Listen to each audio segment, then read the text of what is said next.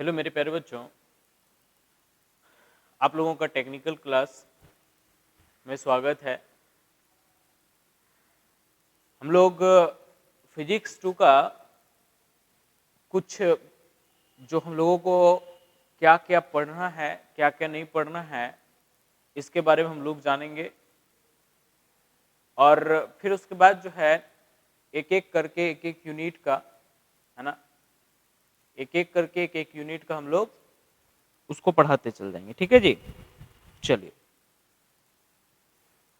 पहला जो है, इसमें आखिर फिजिक्स पढ़ने से क्या क्या फायदे हैं, है ना।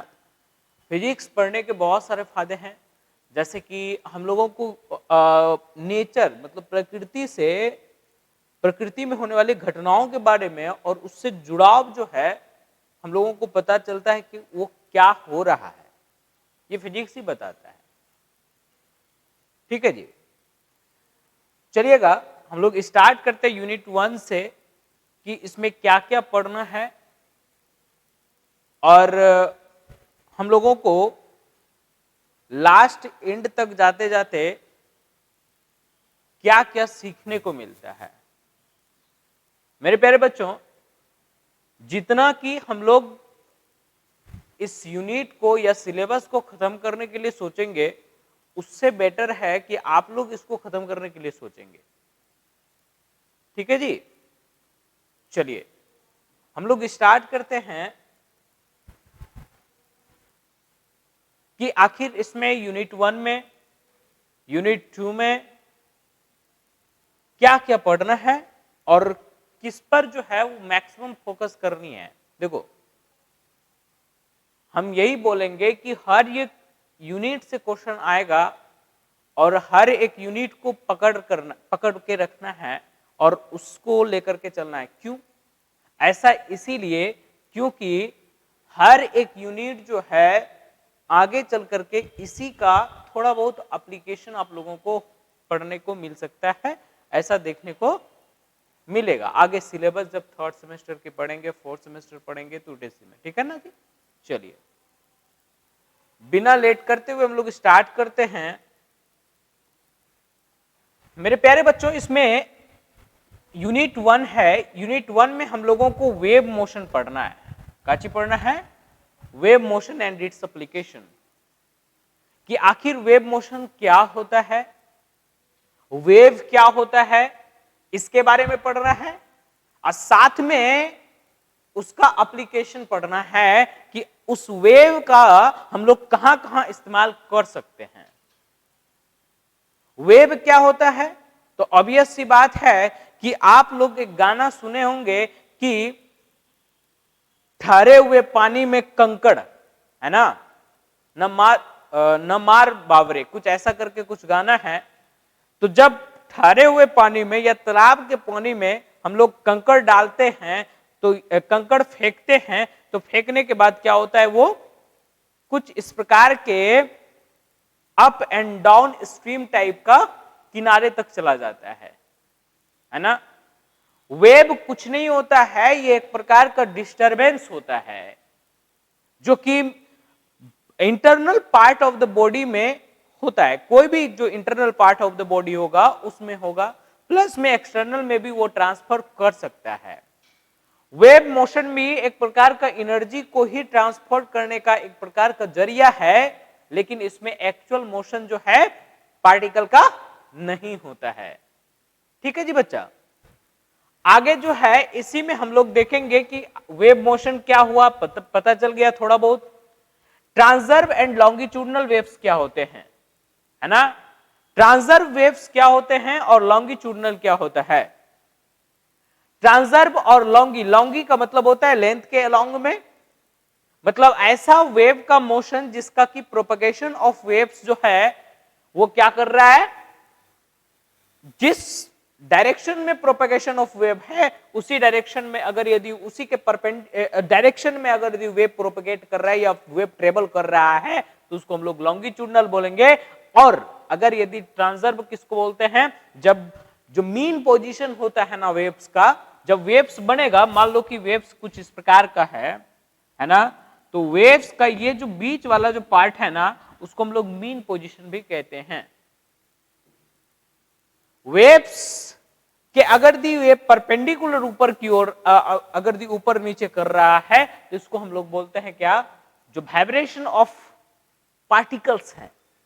तुम लोग देखे होंगे कि किसी भी चीज को, किसी भी सॉलिड को अगर दी मान लो कि ये सॉलिड है, इसको अगर दी तुम थोड़ा सा भी अगर दी टच करोगे, बहुत सॉलिड है, मान लेते हैं स्टील वगैरह है ना, तो उसको अगर दी टच करोगे तो वो ऐसे ऐसे करके, अच्छा विजुअलाइज अगर दी करना है प्यारे बच्चों, तो आप लोग देखना कि जो छत रहता है ना, छत पे जो है क्या बोलते हैं उसको, छड़ जो है निकला हुआ रहता है। अगर किसी के छत पे छड़ निकला हुआ है तो बच्चा लोग देखना थोड़ा सा ऐसे हिला देगा तो वो पूरा ऐसे ऐसे ऐसे क्या करता है, वाइब्रेट करना स्टार्ट कर देता है ना।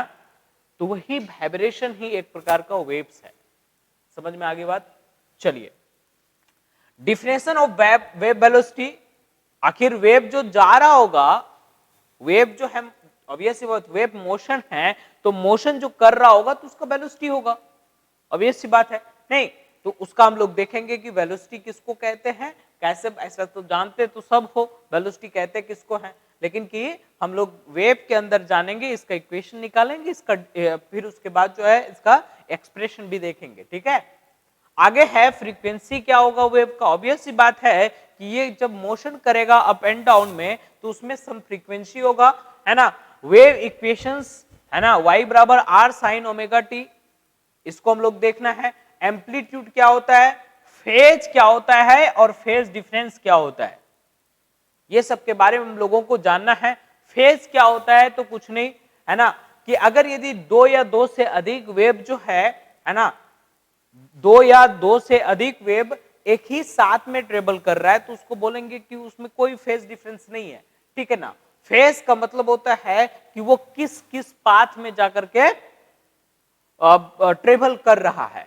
आगे देखिएगा, principle of superposition of wave है ना, कि अगर यदि मान लो कि वेव जो है वो बहुत सारा वेव आपस में आकर के टकराता है, ऑब्वियस सी बात है कि जब पानी जो है, पानी अगर यदि मान लेते हैं कि ये किनारा है, इधर से अगर वेव्स जाएगा तो ऑब्वियसली बात टकराएगा, और टकराने के बाद फिर ये वेव जो है फिर पीछे की ओर मूव करेगा, और जैसा ही पीछे की ओर मूव करेगा तो इसके बाद भी एक वेव इधर से भी जा रहा होगा, तो दोनों आपस में टकराने के बाद उस वेव के इक्वेशन पर क्या इफेक्ट पड़ेगा इसको हम लोग देखेंगे। इसी में आता है प्रिंसिपल ऑफ सुपरपोजिशंस, है ना, एंड बीट फॉर्मेशन, उसी में बीट फॉर्मेशन भी देखेंगे। ठीक है जी, आगे है एसएचएम, वीवीआई है। ठीक है, इसके बाद हम लोग एसएचएम है। एसएचएम भी एक बहुत ही बड़ी, है ना, और बोल सकते हैं कि बहुत ही अच्छा टॉपिक है, लेकिन इसमें जो है वो बहुत कम पढ़ना है, लेकिन हम कोशिश करेंगे कि मैक्सिमम पार्ट आप लोगों को पढ़ा दें।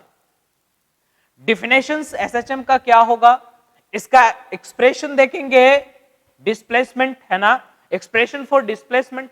आखिर एसएचएम है सिंपल हार्मोनिक मोशन है, तो ऑब्वियस सी बात जहां भी मोशन दिखेगा, देखो सिंपल हार्मोनिक मोशन क्या होता है ना, उसके बारे में पढ़ना है।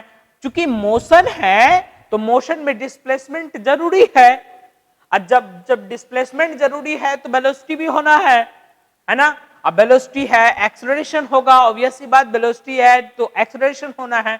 तो ये सब का हम लोग अलग अलग एक्सप्रेशन देखेंगे, टाइम पीरियड का, फ्रीक्वेंसी का, है ना, ये सब का हम लोग देखेंगे एक्सप्रेशन।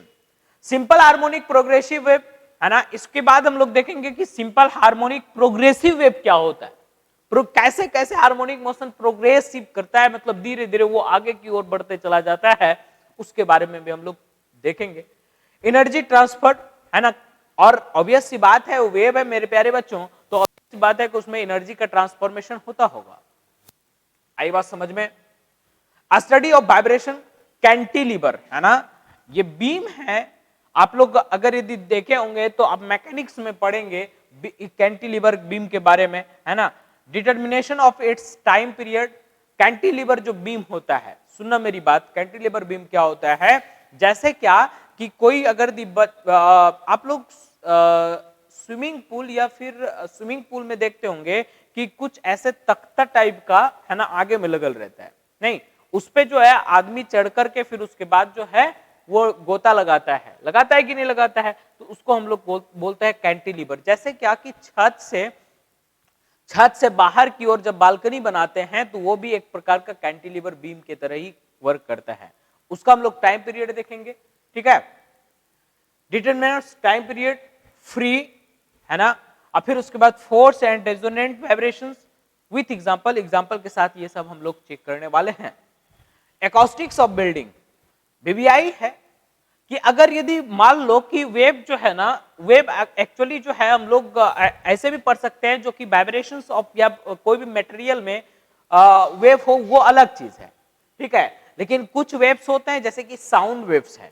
साउंड वेव्स कहां कहां इस्तेमाल करते हैं, तो इसमें हम लोग पढ़ेंगे एकॉस्टिक्स में, है ना। और ये एकॉस्टिक्स फिजिक्स का एक ऐसा पार्ट है जिसमें साउंड वेव के बारे में और उसी के क्या बोलते हैं उसको, उसी के बारे में हम लोग इंटरनली उसको बोल सकते हैं कि पढ़ते हैं और उसका अध्ययन करते हैं, स्टडी करते हैं, ठीक है जी। रीवाइब्रेशन क्या होता है, ठीक है। रीवाइब्रेशन टाइम क्या होता है, रीवाइब्रेशन क्या होगा कि जब बहुत सारे इकोज मिलकर के, है ना, इको तो समझते हो ना कि जब हम लोग किसी चीज को इधर से आवाज देते हैं, सिंगल लड़के का ये सब होता है ना जी सिंगल लड़का ये सब करता है ना। मान लो कि उसको कोई गर्लफ्रेंड नहीं है, ठीक है, तो वो क्या करेगा, तो बोले सोचेगा कि कोई तो हो जो हमको आई लव यू बोल दे, है ना। तो वो क्या करेगा कि पहाड़ी पे जाएगा, है ना, और जाने के बाद जो है वो क्या करेगा, एक बार इधर से बोलेगा, ठीक है। अब उधर से लड़की का आवाज ना आए ये तो अलग बात है, लेकिन एक बार जब इधर से बोलेगा तो उधर से ऑब्वियस, इधर से आई लव यू बोलेगा तो उधर से ऑब्वियस ही बात उधर से आ जाता है रिटर्निंग में, है ना। तो इसको हम लोग इको बोलते हैं। हिंदी की बात करते हैं तो इसको प्रतिध्वनि बोलते हैं, ठीक है जी बच्चा।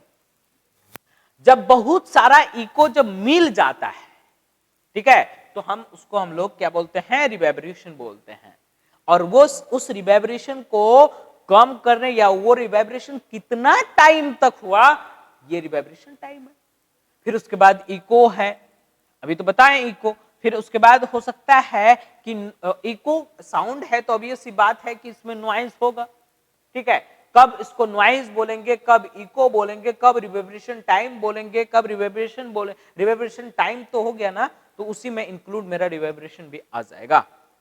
Coefficient of absorption of sound, BBI है, ये सब टॉपिक बहुत बढ़िया है ना, कि coefficient of absorption of sound, कि कोई भी अगर यदि मान लेते हैं रूम है तो रूम में ऑब्वियस सी बात है कि साउंड जो है ये एक दूसरे से प्रोपेगेट्स करते रहता है, एक दूसरे से लड़ते रहता है, ऑब्वियस सी बात है।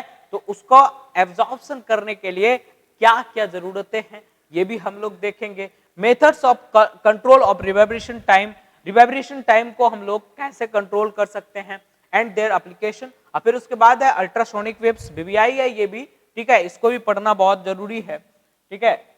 Introduction and properties, engineering and medical applications of ultrasound, है ना, ये पढ़ना है हम लोगों को। आगे देखिएगा, आगे जो है टॉपिक्स ये आप लोगों के चाहते भी होंगे, है ना, ये टॉपिक्स मस्त है और आप लोग जानते हैं इस टॉपिक के बारे में। पिछला पता नहीं जो 12th करा होगा वो पढ़ा होगा, है ना। सेम याद रखना कि 12th से थोड़ा सा हट के बेसिस होगा, क्योंकि ये इंजीनियरिंग है तो इंजीनियरिंग का फिजिक्स और 12th का फिजिक्स दोनों सेम नहीं होता है बच्चा, ठीक है। चलिए हम लोग देखते हैं, इसमें है यूनिट 2 में आप लोग देखिएगा बेसिक ऑप्टिकल्स लॉ, है ना। इसमें हम लोगों को ऑप्टिकल्स लॉ पढ़ना है, बेसिक क्या क्या ऑप्टिकल्स के लॉ होते हैं, ठीक है। ऑप्टिकल्स में रिफ्लेक्शन आएगा, ठीक है, रिफ्लेक्शन आएगा। रिफ्रैक्टिव इंडेक्स क्या होता है ये आप लोग जानते हैं, बहुत छोटी छोटी बातें हैं, जो 10th करके भी आए हैं वो तो जानते ही होंगे, जो 12th करे होंगे वो दोबारा भी जानते होंगे, और जो पढ़ लिए होंगे तो और दो तीन बार पढ़े होंगे तो और बढ़िया से जानते होंगे। फिर image and image formation by mirrors, है ना, मिरर्स के द्वारा जो है इमेज फॉर्मेशन कैसे होता है। लेंस पढ़ेंगे, फिर उसके बाद थीन लेंस क्या होता है, पतला लेंस जिसको बोलते हैं, है ना। लेंस फॉर्मूला बहुत इंपॉर्टेंट, ठीक है। Power of lens, magnification of defects, ठीक है। प्रत्येक का मैग्निफिकेशन डिफेक्ट क्या होता है ये देखना है। टोटल इंटरनल रिफ्लेक्शन क्या होगा, बहुत ही सिंपल सब चीज है, लेकिन कि वही है कि इसमें थोड़ा सा हम लोगों को अच्छा पढ़ना है और प्लस में न्यूमेरिकल्स करनी है। ठीक है जी बच्चा। क्रिटिकल एंगल क्या होता है, condition for total internal reflection, क्या कंडीशन होगा ताकि जो है वो कोई जो लाइट है वो टोटल इंटरनल रिफ्लेक्शन करेगा। ठीक है जी बच्चा। Reflection, application of total internal reflection in optical fibre, optical fibre में टोटल इंटरनल रिफ्लेक्शन कैसे होता है इसके बारे में पढ़ना है। ऑप्टिकल इंस्ट्रूमेंट्स, फिर उसके बाद जो है ऑप्टिकल इंस्ट्रूमेंट पढ़ेंगे, simple and compound microscope, astronomical telescope in normal adjustment. ठीक है, फिर मैग्नीफाइंग पावर सबका निकालना है, सिंपल कंपाउंड माइक्रोस्कोप, इसको इतना बढ़िया से समझा देंगे बच्चा, क्लास में याद हो जाएगा, टेंशन ही नहीं होगा इधर उधर करने का। ठीक है, रूम पे जाओ या घर में रहो, एक बार जो है सिर्फ देख लेना है सुबह शाम, उसके बाद जो है एग्जाम देने चल जाना, एकदम याद रहेगा, इसमें कोई दिक्कत नहीं है। ठीक है जी बच्चा। चलो, optical instrument, simple and compound microscope हो गया, एस्ट्रोनॉमिकल टेलीस्कोप हो गया, ये सारी बात। रिजॉल्विंग पावर, इसका पावर हम लोग देखेंगे। यूजेस ऑफ माइक्रोस्कोप, माइक्रोस्कोप का यूज हम लोग कहां करते हैं, है ना, एंड टेलीस्कोप का इस्तेमाल कहां करते हैं, ऑप्टिकल प्रोजेक्शन सिस्टम क्या होता है, ये सब हम लोग चेक करेंगे। ठीक है, और देखेंगे, इसको बढ़िया से पढ़ेंगे कि आखिर माइक्रोस्कोप कैसे बनता है। देखो सारा खेल जो है ना हम लोगों का यहाँ पर है, लेंस पर है ना, लेंस पढ़ लिए बढ़िया से, लेंस में इमेज फॉर्मेशन देख लिए, पूरी तरीके से आप लोगों को ये सब चीज देखने को मिल जाएगा और समझ में भी आएगा, इसमें कोई दिक्कत नहीं होगा। ठीक है, अब जो है ये ऑप्टिक्स हो गया। ऑप्टिक्स के बाद जो है अब जो चैप्टर है, आप लोग जो पढ़े होंगे, कोई पढ़े होंगे कोई नहीं भी पढ़े होंगे, जो नहीं पढ़े होंगे कोई बात नहीं है भैया, है ना, उसके लिए हम हैं। ठीक है, चलो देखो, इलेक्ट्रोस्टैटिक्स पढ़ना है, हम जो है पूरी तरीके से जीरो लेवल से स्टार्ट करेंगे और जीरो से उसको हाई में लेते जाएंगे। ठीक है जी बच्चा। इसमें हम लोग इलेक्ट्रोस्टैटिक्स में क्या होता है, देखो इलेक्ट्रोस्टैटिक्स, इलेक्ट्रो का मतलब होता है इलेक्ट्रिसिटी, स्टैटिक्स का मतलब तो तुम लोग जान रहे हो, स्थिर। जब हम लोग किसी भी चार्ज के बारे में स्थिर चार्ज के बारे में पढ़ते हैं, मोशन में आ जाता है तो करंट इलेक्ट्रिसिटी हो जाएगा, फिर वो मोशन डायनेमिकली है। ठीक है, जब स्थिर चार्ज के बारे में हम लोग पढ़ते हैं तो वो इलेक्ट्रोस्टैटिक्स होता है, ये इलेक्ट्रोस्टैटिक्स के अंतर्गत हम लोग पढ़ते हैं।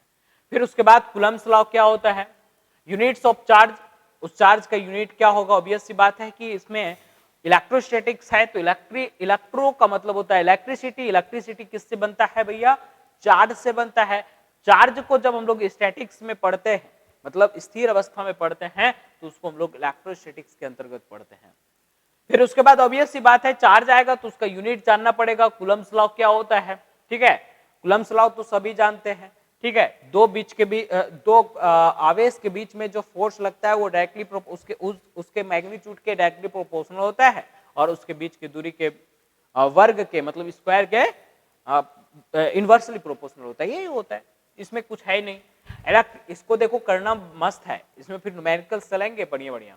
इलेक्ट्रिक फील्ड क्या होता है, ऑब्वियस सी बात है कि इलेक्ट्रोस्टैटिक्स पढ़ेंगे तो इसमें इलेक्ट्रिक फील्ड पढ़ना पड़ेगा। Electric lines of force and their properties, उसका प्रॉपर्टीज क्या होगा। सेम चीज हमको नीचे में पढ़ना है, इलेक्ट्रिक फ्लक्स, इलेक्ट्रिक पोटेंशियल क्या होता है, पोटेंशियल डिफरेंस, बीबीआई है ये दोनों, कि इलेक्ट्रिक पोटेंशियल किसको कहते हैं, पोटेंशियल डिफरेंस क्या होता है। गॉस लॉ है ना, ये भी पढ़ना है। गॉस थ्योरम क्या होता है, बहुत ही ज्यादा इंपॉर्टेंट है। फिर उसके बाद जो है find the electric field intensity of state charge conductor, straight charge conductor का इलेक्ट्रिक फील्ड इंटेंसिटी क्या होगा, ये पढ़ना है। फिर उसके बाद हम लोगों को स्ट्रेट चार्ज कंडक्टर के बाद हम लोगों को प्लेन चार्ज सीट के बारे में, चार्ज सीट का कितना इलेक्ट्रिक फील्ड इंटेंसिटी होगा, चार्ज स्पेयर के बारे में, है ना, तो ये तीन के बारे में पढ़ना है। लेकिन हम जो पढ़ाएंगे वो लगभग 4-5 के बारे में इसका एप्लीकेशन बता देंगे गॉस लॉ का। ठीक है जी, चलो।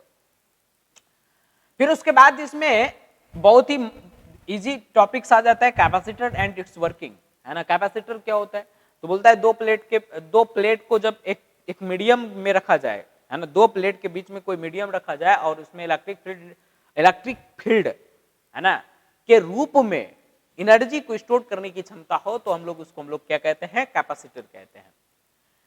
कैपेसिटर जो है ये कितने टाइप्स के होते हैं, कैपेसिटेंस क्या होता है और इसका यूनिट है ना, capacitance parallel plate capacitor, parallel plates capacitor obvious सी बात है, पैरेलल भी होता है, सर्कुलर भी होता है, बहुत सारा होता है, उसको हम लोग देखेंगे।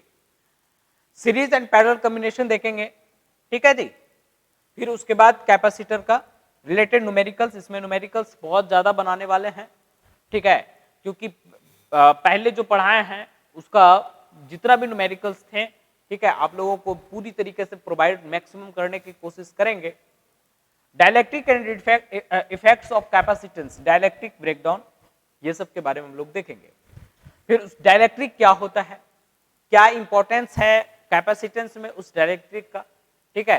कोई बच्चा एक बार पूछ दिया था इंसुलेटर में और डायलेक्ट्रिक में क्या अंतर है सर, ठीक है, इसको भी हम लोग चेक करेंगे, ठीक है। देखो जो भी डाउट्स होगा तो ऑब्वियस सी बात, लाइव क्लास है, तुरंत तुम लोग पूछ सकते हो, ठीक है जी। चलिए आगे, करंट इलेक्ट्रिसिटी क्या होता है, बोलता है क्या कि करंट इलेक्ट्रिसिटी में जब उस चार्ज को मोशन में पढ़ते हैं ना, किस में पढ़ते हैं, चार्ज को जब मोशन में पढ़ते हैं तब वो करंट इलेक्ट्रिसिटी कहलाएगा, ठीक है।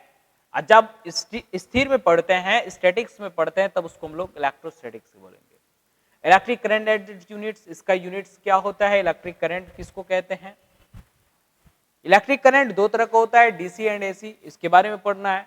फिर उसके बाद resistance and its unit, resistance के बारे में पढ़ना है, बहुत ही सिंपल, वो क्या होता है, उसका यूनिट्स क्या होता है। Specific resistance, conductance, specific conductance, ठीक है। Series and parallel combination of resistance, ये भी पढ़ना है कि आखिर सीरीज कैसे करते हैं, पैरेलल, इस पर न्यूमेरिकल्स बनाना है।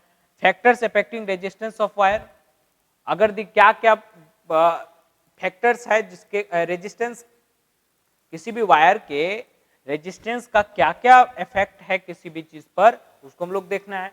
फिर उसके बाद कार्बन रेजिस्टेंस क्या होता है, ये बहुत ही इजी है, आप लोग भी पढ़े होंगे, कोई कोई पढ़े होंगे, कोई कोई नहीं पढ़े होंगे, उसको हम लोग क्लियर करेंगे। फिर कलर कोडिंग, आप लोग देखे होंगे कलर कोडिंग कैसे करते हैं, एक ट्रिक है, वही ट्रिक से पूरी तरीके से हम लोगों को पढ़ लेना है कलर कोडिंग, ठीक है।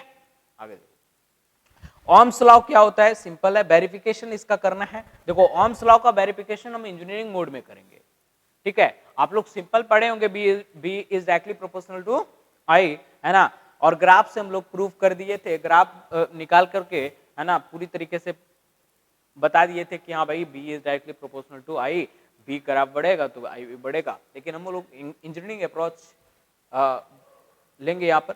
फिर उसके बाद किरचॉफ्स लॉ है, किरचॉफ्स का दो लॉ होता है ना, केवीएल और केसीएल, इसके बारे में पढ़ना है। व्हीटस्टोन ब्रिज, ये हम लोगों को मेजरमेंट में पढ़ना होता था, लेकिन कि थर्ड सेमेस्टर में हम लोग पहले जो आप लोगों का सीनियर है उसको हम लोग मेजरमेंट में पढ़ाते थे व्हीटस्टोन ब्रिज, और उसका व्हीटस्टोन ब्रिज का क्या एप्लीकेशन है उसको भी देखना है। और इसमें जो देखना है ओनली स्लाइड वायर देखना है, ब्रिज एक्स्ट्रा और भी होता है व्हीटस्टोन ब्रिज, है ना, वो सब के बारे में लोगों को नहीं देखना है, एक्चुअल में हमको slide wire. Concept of terminal potential difference, terminal potential difference क्या होता है, इलेक्ट्रोमोटिव फोर्स ईएमएफ क्या होता है, ठीक है। Heating effect of current, current का हीटिंग इफेक्ट क्या होता है कि कैसे करंट के जरिए हम लोग किसी भी चीज को हीट करते हैं, जैसे आप लोग देखते होंगे कि हीटर वगैरह सब में इसका इस्तेमाल करा जाता है। आगे जो है current power, electric power, electric power क्या होता है, इसका इस सब का एक्सप्रेशन निकालेंगे, है ना। और इलेक्ट्रिक एनर्जी क्या होता है, तो ऑब्वियस सी बात, एनर्जी क्या होता है, तो ट्रांसफर ऑफ पार्टिकल, और बोल सकते हैं ट्रांसफर ऑफ मैकेनिकल वर्क, है ना। आगे बात करेंगे इस सब के बारे में, बहुत मस्त चीज है। इट्स यूनिट, इसका यूनिट क्या होता है, रिलेटेड न्यूमेरिकल्स प्रॉब्लम, और न्यूमेरिकल्स प्रॉब्लम के बारे में, इसके बारे में जानेंगे, और एक एक करके न्यूमेरिकल्स इसका सीखेंगे, और खतरनाक सीखेंगे, ऐसा नहीं है, ठीक है। Numericals problem, advantage of electrical energy over the other forms of energy, क्या एडवांटेज है इलेक्ट्रिकल एनर्जी का किसी अन्य तरीके से जो एनर्जी डेवलप होता है उसकी अपेक्षा में, ठीक है। ये क्वेश्चन पूछा हुआ है, ये क्वेश्चन, ठीक है, इसीलिए इस पर थोड़ा ज्यादा ध्यान देंगे। ठीक है जी बच्चा, चलिए आगे अगर देखें, फिर उसके बाद हम लोगों को इलेक्ट्रोमैग्नेटिज्म, बहुत ही सिंपल टॉपिक है, लेकिन वही है कि तुम लोग पढ़ा ही नहीं होगा। क्यों ऐसा इसीलिए बोल रहे हैं, क्योंकि तुम लोग जो है पढ़ा होगा ओवरव्यू, ऊपर ऊपर, है ना, लेकिन यहाँ पर हम लोगों को पूरे डीप में पढ़ना है। इलेक्ट्रोमैग्नेटिज्म में टाइप्स ऑफ इलेक्ट्रिक मटेरियल्स में पढ़ना है, डायमैग्नेटिक, पैरामैग्नेटिक क्या होता है, फेरोमैग्नेटिक क्या होता है। तीन तरह के इलेक्ट्रोमैग्नेटिज्म में मैग्नेटिक मटेरियल तीन तरह का होता है, डायमैग्नेटिक, पैरामैग्नेटिक एंड फेरोमैग्नेटिक। इसके बारे में लोग पढ़ना है। प्रॉपर्टीज, उसका क्या क्या प्रॉपर्टीज है, कौन कौन सा जो मैग्नेटिक मटेरियल्स है वो उसके अंतर्गत आता है, ये हम लोग देखेंगे।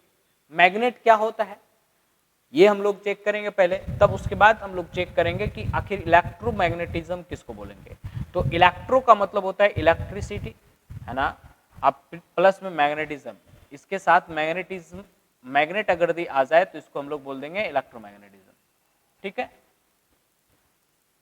ये दोनों से मिल करके बना, इसका मतलब इलेक्ट्रिसिटी से ही क्या बनाया है, मैग्नेट बनाया है। हो सकता है, नहीं भी हो सकता है, ठीक है, लेकिन जब इलेक्ट्रोमैग्नेटिज्म की बात करेंगे तब तो ऑब्वियस सी बात है कि जो मैग्नेट बन रहा है वो किसके कारण बन रहा है, इलेक्ट्रिसिटी के कारण। ठीक है, चलिए टाइप्स ऑफ मैग्नेटिक मटेरियल्स हो गया। मैग्नेटिक फील्ड्स क्या होता है, जैसे वहां पर इलेक्ट्रिक फील्ड पढ़े, यहाँ मैग्नेटिक फील्ड पढ़ना है। एंड इट्स यूनिट, उसका यूनिट क्या, मैग्नेटिक इंटेंसिटी क्या होता है, मैग्नेटिक लाइंस ऑफ फोर्स क्या होता है। ठीक है, वहां पर हम लोग इलेक्ट्रिक लाइंस ऑफ फोर्स पढ़े थे, यहाँ मैग्नेटिक लाइंस ऑफ फोर्स पढ़ना है।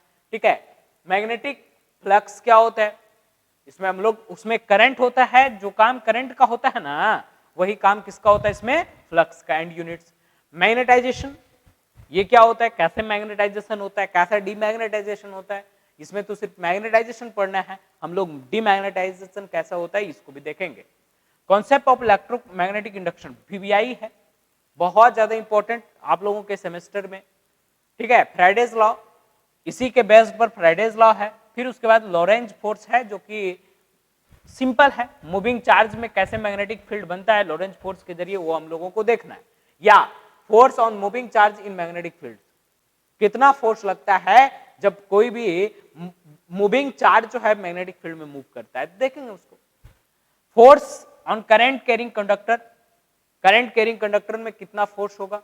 Force on the rectangular coil placed in the magnetic field, कितना फोर्स लगेगा जब किसी रेक्टेंगुलर कॉइल को, याद रखिएगा कि ये वाला जो चीज है ना, इसको हम लोग दूसरे कलर से करते हैं। क्यों ऐसा, इसीलिए क्योंकि इसमें जो है ना, ये वाला जो पार्ट हम लोग पढ़ेंगे, याद रखिएगा इलेक्ट्रिकल के लिए ये वाला पार्ट जो है इलेक्ट्रिकल के लिए उतना ही इंपॉर्टेंट है जितना कि आप लोग जानते ही है मेरा क्या है। ठीक है, जितना आप लोगों के मोबाइल में डेटा होना चाहिए, ठीक है, उतना ही इंपॉर्टेंट है। सारा काम यहां से आप लोगों को देखने को मिलेगा, एक ये और दूसरा इलेक्ट्रिकल वाले के लिए, दूसरा concept of electromagnetism and Fridays law. ये चीज आप लोग जब तक पढ़िएगा ना इलेक्ट्रिकल, आपको छोड़ेगा नहीं, पक्का है। इसी के बेस्ड पर मूविंग कॉइल गैल्वेनोमीटर प्रिंसिपल, इसका देखेंगे, मूविंग कॉइल गैल्वेनोमीटर का वीवीआई है। ये सब चीज बढ़िया है, पहले हम लोग इंस्ट्रूमेंटेशन में पढ़ते थे, अभी जो है फिजिक्स में डाल दिया है, तो इसमें भी पढ़ेंगे। कंस्ट्रक्शन एंड वर्किंग, उसी मूविंग कॉइल का कंस्ट्रक्शन और वर्किंग देखेंगे। Conversion of galvanometer into ammeter and voltmeter, ये बड़ा इंपॉर्टेंट है भैया, ये बड़ा इंपॉर्टेंट है, इसको थोड़ा सा ध्यान में रखना है। कहता है ना कि बीच बीच में कुछ ऐसे टॉपिक्स हैं, कहता है ना कि जो लाखों में एक को ढूंढ ले वही सबसे बड़ी बात होती है ना, तो वही हम लोगों को बनना है। ठीक है, ज्यादा दिन दूर नहीं है, ठीक है, आप लोग समझ सकते हैं। आगे देखेंगे, सेमीकंडक्टर फिजिक्स है, छोटा है लेकिन बहुत अच्छा है। याद रखिएगा कि जो चीज हम लोग सेमीकंडक्टर फिजिक्स में पढ़ेंगे ना, वही चीज आप लोगों को एफओई में, मतलब fundamental of electrical and electronics में पढ़ना है, सेम चीज, लेकिन कि थोड़ा उसमें अलग इंजीनियरिंग एप्लीकेशंस है, इसमें अलग है। ठीक है। Types of solids, energy band क्या होता है सॉलिड में, ये देखना है। एनर्जी का बैंड, लेवल, एक बैंड, दो बैंड होता है ना, कंडक्शन बैंड, इलेक्ट्रोवैलेंस बैंड, तो ये सब हम लोगों को देखना है। एनर्जी बैंड, देखो ये सब चीज अभी पढ़ोगे ना तो आगे जाकर के इसका एप्लीकेशन देखने को बहुत ज्यादा मिलने वाला है। ठीक है। इंसुलेटर क्या होता है, सेमीकंडक्टर, कंडक्टर क्या होता है। तीन तरह के मटेरियल्स होते हैं इलेक्ट्रिसिटी में, या इलेक्ट्रिकल मटेरियल तीन तरह का होते हैं, एक इंसुलेटर, दूसरा सेमीकंडक्टर, तीसरा जो है कंडक्टर। फिर उसके बाद इसी में एक आता है सेमीकंडक्टर, जो कि हम लोगों को ये वाला दिया हुआ है सेमीकंडक्टर फिजिक्स। सेमीकंडक्टर के दो टाइप्स होते हैं, एक इंट्रिंसिक सेमीकंडक्टर और एक्सट्रिंसिक सेमीकंडक्टर। ऐसा सेमीकंडक्टर, मेरी बात को ध्यान से सुनिएगा, ऐसा सेमीकंडक्टर जो प्योर फॉर्म में होता है, उसमें कोई भी मिलावट नहीं होता है। ठीक है। जैसे तुम लोग अगर दी पूरी तरीके से आइडियल हो, आइडियल कहने का मतलब दारू वगैरह है ना, क्या बोलते हैं, बहुत अलग अलग चीजें जो गलत चीजें होती है, गुटखा, ये सब नहीं खाते हो तो वो क्या कहलाता है, प्योर कहलाता है। तो इंट्रिंसिक भी उसी तरह का होता है, ये प्योर होता है, इसमें कोई भी अलग से मिलावट नहीं होता है। ये ऐसा सेमीकंडक्टर है जो प्योर फॉर्म में पाया जाता है ना, तो उसको हम लोग क्या कहते हैं, इंट्रिंसिक सेमीकंडक्टर कहते हैं। एक्सट्रिंसिक सेमीकंडक्टर किसको बोलेंगे, तो उसी का जस्ट अपोजिट है। एक्सट्रिंसिक का मतलब होता है कि जिसमें ऐसा सेमीकंडक्टर जिसमें कि कुछ इंप्योरिटीज मिला जाए। प्योर में, मेरी बात को समझिएगा, प्योर में जब कोई भी इंप्योरिटी मिलाते हैं, इंप्योरिटी का मतलब समझ रहे हो, अशुद्धि है ना, मिलाते हैं, तब क्या बन जाता है मेरा एक्सट्रिंसिक सेमीकंडक्टर। जब प्योर सेमीकंडक्टर में कुछ इंप्योरिटी मिलाते हैं तो उसको हम लोग क्या बोलते हैं, एक्सट्रिंसिक सेमीकंडक्टर। इसी एक्सट्रिंसिक सेमीकंडक्टर और इंट्रिंसिक सेमीकंडक्टर से हम लोग पढ़ेंगे कि पीएन जंक्शन कैसे बनता है।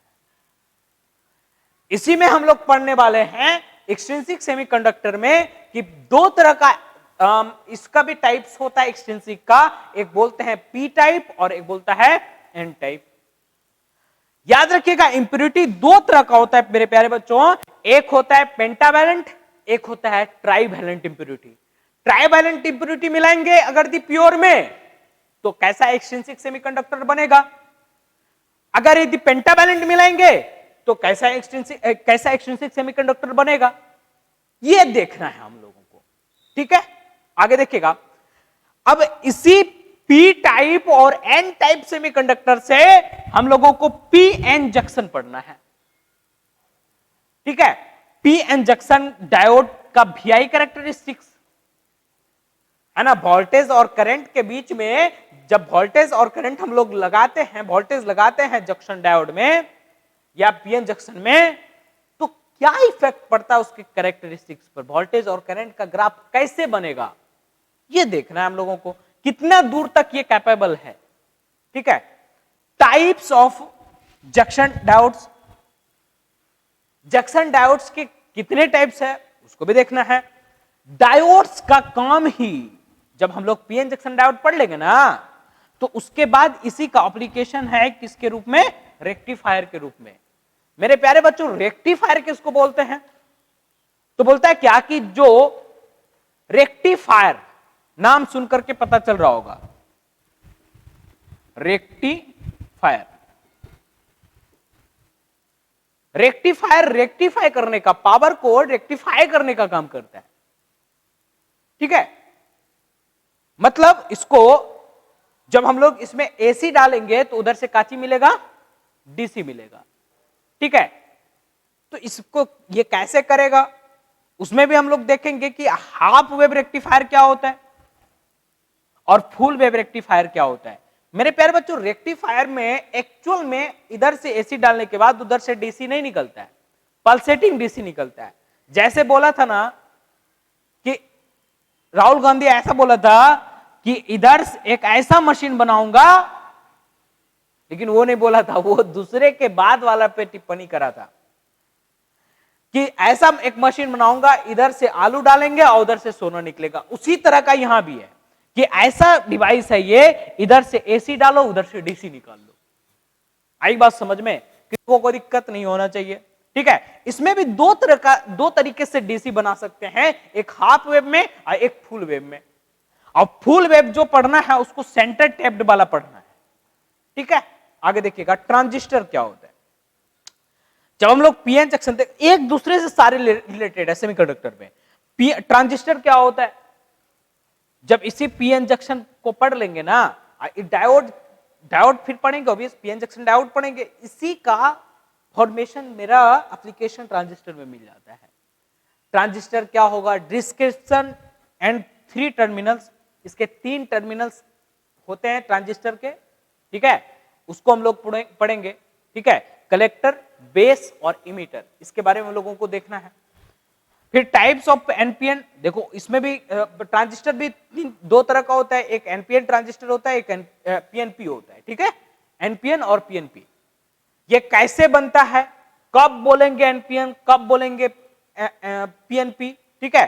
तो इसको हम लोग देखेंगे और यहीं पर सिर्फ देखेंगे और याद हो जाएगा। देखो ना, जब पी टाइप सेमीकंडक्टर को किसी जब एन टाइप सेमीकंडक्टर को 2 पी टाइप सेमीकंडक्टर के बीच में सैंडविच करा जाता है तो उसको हम लोग क्या कहते हैं, पीएनपी ट्रांजिस्टर कहते हैं। और उसी का जब उल्टा हो जाएगा, जब पी टाइप सेमीकंडक्टर को 2 एन टाइप के बीच में सैंडविच करा जाता है तो उसको हम लोग एनपीएन ट्रांजिस्टर कहते हैं, ठीक है जी। सम इलेक्ट्रॉनिक्स एप्लीकेशंस, सिर्फ इसका ट्रांजिस्टर्स का एप्लीकेशन पढ़ना है, वो भी लिस्ट में दे देना, ज्यादा इसके बारे में नहीं पढ़ना है। इस पीएन जंक्शंस के मदद से हम लोग फोटो सेल्स पढ़ते हैं, सोलर सेल्स पढ़ते हैं, इसका वर्किंग देखेंगे और इसका एप्लीकेशन देखेंगे, जो कि आप लोगों को फिर 3rd सेमेस्टर में इलेक्ट्रिकल वाले को पढ़ना है। आई बात समझ में? चलिए अगला जो है मॉडर्न फिजिक्स है, जिसमें न्यूमेरिकल्स तो हैं ही, थोड़ा बहुत न्यूमेरिकल्स है, नहीं भी है।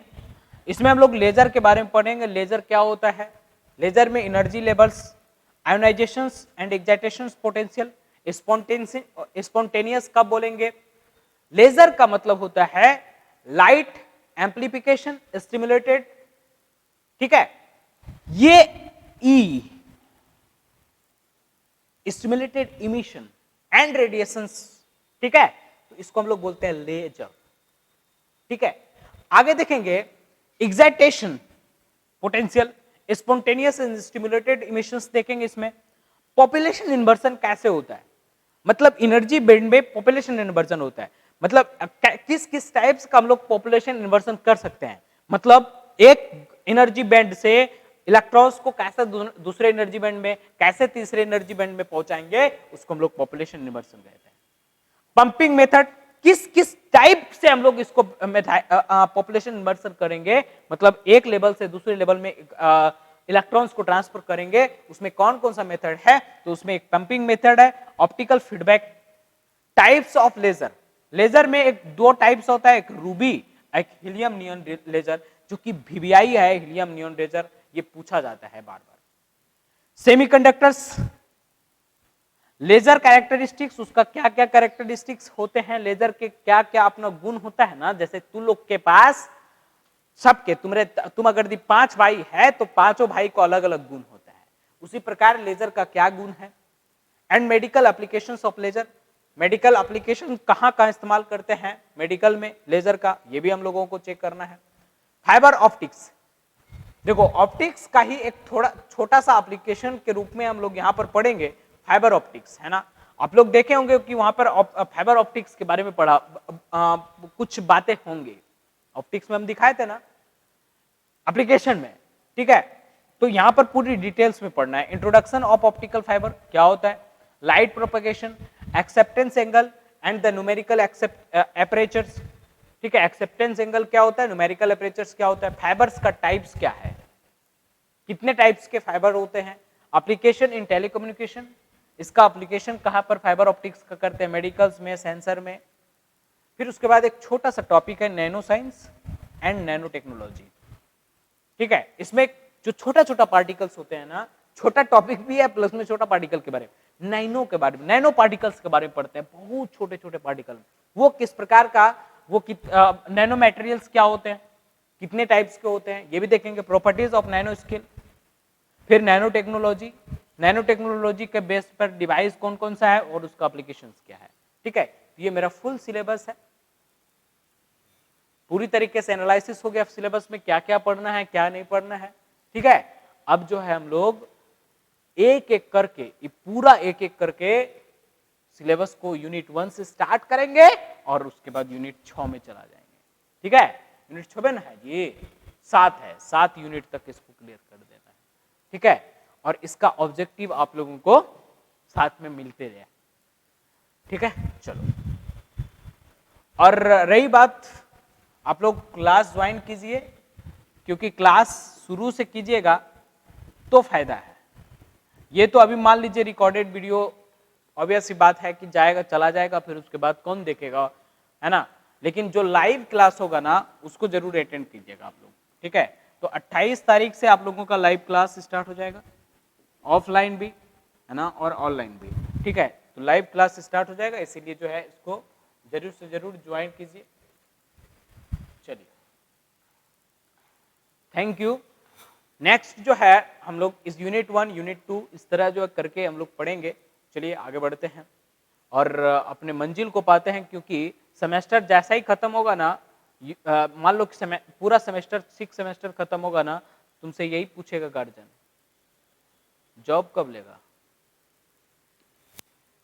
ठीक है, तो थोड़ा ध्यान में रख करके पढ़ेंगे, क्योंकि अभी से अगर बेस सही रहेगा तो ऑब्वियस सी बात है कि आप लोगों को आगे चल करके कोई परेशानी नहीं होगा। चलिए, थैंक यू, नेक्स्ट मिलेंगे अगले वीडियो में।